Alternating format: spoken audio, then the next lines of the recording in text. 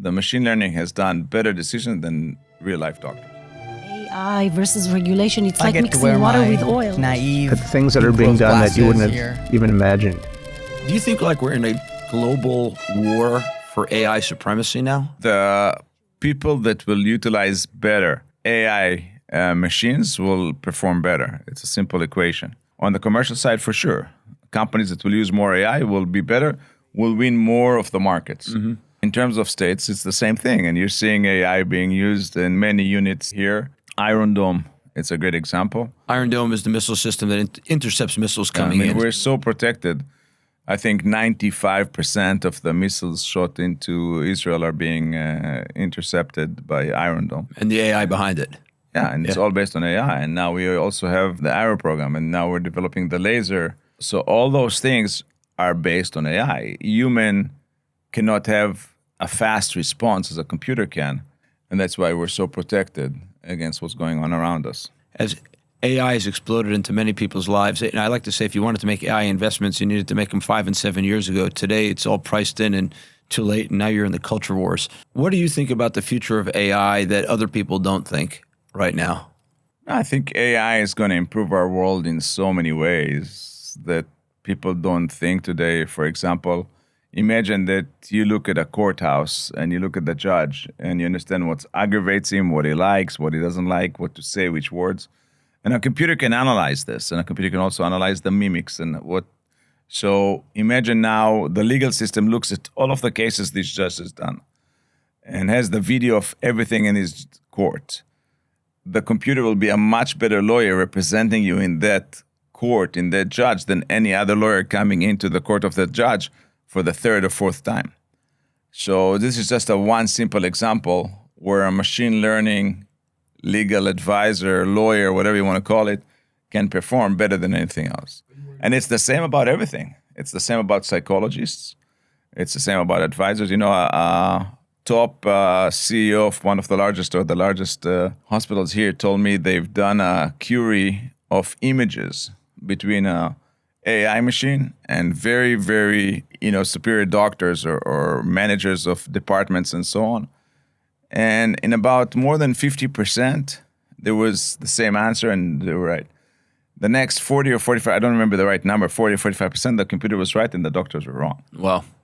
So in reading the images of, health machines, whether it's MRI, whether it's X-rays, whether it's whatever, ultrasound and so on, the computer, the machine learning has done better decisions than real-life doctors. It doesn't mean you need to replace each other, but it definitely helps to have a machine next to you telling you, suggesting you what's the right analysis or prognosis and move forward. So in a lot of our future lives, we'll see AI machines helping us make the right decisions, helping us be better, improve, and be more successful. In other words, Israel is a high-trust society, and therefore people let their guard down as it relates to privacy. But people playing by other rules who don't observe the trust in Israeli society could abuse the individual rights of people. And I guess the question then becomes, you just said right now that it's the job of the Minister of Innovation to get after that problem. AI versus regulation, it's like mixing water with oil. I do not believe in AI legislation. And for your question, I think that there should be a combination of accountabilities by the technology companies and also a partnership with governments. And that is why we chose what we called a soft regulation, let's say responsible innovation, just only pinpointing the compass, what we think. Companies should be accountable. They should be transparent when they use AI. They should be able to explain decisions that were taken by AI mechanism and so on and so on. And to give all these tools for technology companies to be able to use in order to assess the risks that involved in AI. But I think that your question is right on. I don't know if we will be able to control it. I don't know if the technology companies can even address the changes that AI brings to the industry. What do you think? I think it's a tough one. I actually admire you for going the soft regulation approach. I think the natural tendency in politics today is to go hard regulation on a lot of technology. And I think kind of guidance and soft regulation is exactly the right way to go. Where do you think human empathy goes in an era of AI? If I get to wear my naive pink rose glasses here, as founders, we get to wear these all the time. I would say it's going to be great. Tell me more. A lot of the mundane work, a lot of the financials, a lot of the calculations, and a lot of the research will be done for us. And more of our kids will become artists and caregivers and have compassionate conversations with their friends and loved ones, paint and write songs. I want to come back to that morals and values thing in one second, but I want to latch on to something that you said. You said, well, AI can understand it. I want to make sure that we're clear on what that means. Were you saying that the Chinese government is slurping up all this data and building AI models based on it? Or were you saying that maybe AI can help defend against these things by kind of tackling it?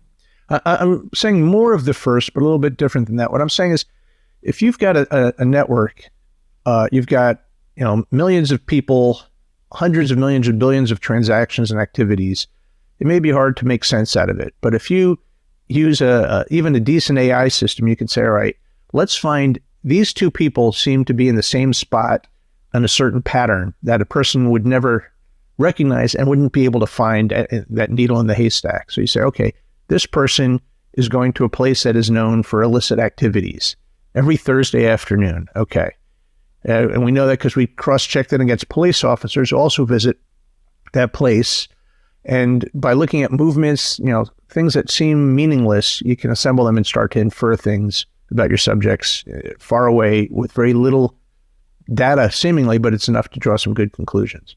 Is there an AI defense to this? That's a good question. I haven't heard that question asked before. And I gotta tell you, I'm constantly amazed when I do talk to people in that business at things that are being done that you wouldn't have even imagined. But I can't think of any way that AI would be helping you avoid that kind of a problem. That's a wrap on season 1 of Invested. We hope you've enjoyed the podcast. Please remember to rate us 5 stars on Spotify, Apple Podcasts, Stitcher, or wherever else you listen to your podcasts.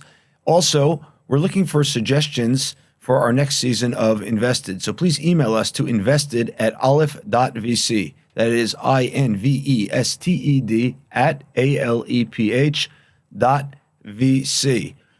And we'd love your feedback on the current season of Invested, and you can send it to that email address or just write it to us on LinkedIn and Twitter. We'd love to hear from you.